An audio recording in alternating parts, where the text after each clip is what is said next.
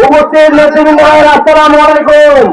BNP chairperson ও দেশনায়ক তারেক রহমানের চট্টগ্রাম আগমন ও জনসভা উপলক্ষে বাংলাদেশ জাতীয়তাবাদী নৌযান শ্রমিক কর্মচারী দল চট্টগ্রাম জেলা কমিটির উদ্যোগে এক বিশাল আনন্দ মিছিল অনুষ্ঠিত হয়েছে। মিছিলটি নগরের গুরুত্বপূর্ণ সড়ক প্রদক্ষিণ করে ঐতিহাসিক পলো গ্রাউন্ড ময়দানে গিয়ে অনুষ্ঠিত জনসভায় শেষ হয়।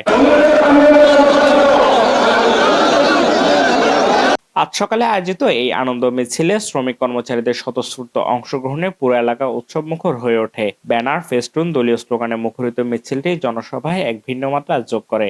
মিছিলটি নেতৃত্ব দেন সংগঠনের সভাপতি মোহাম্মদ আলাউদ্দিন এবং সাধারণ সম্পাদক নূর ইসলাম মহাজন। এ সময় আরো উপস্থিত ছিলেন সংগঠনের কার্যকরী সভাপতি মোহাম্মদ আব্দুল গফুর, সিনিয়র সহসভাপতি ইয়াকুব খান, সহসভাপতি ওমর ফারুক, সাংগঠনিক সম্পাদক মোহাম্মদ জাফর, ফারুক, জামাল সুকানি, রাজু, হারুনুর রশিদ, বেলাল সহ সংগঠনের জেলা কমিটির অন্যান্য নেতৃবৃন্দ ও কর্মীরা।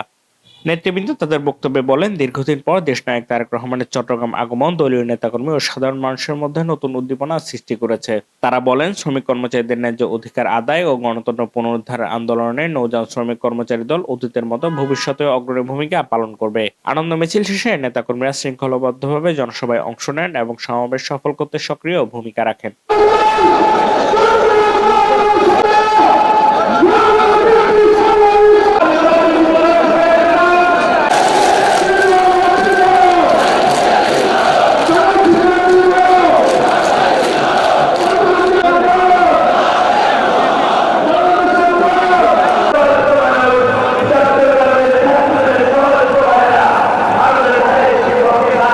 Desk report, news day 24।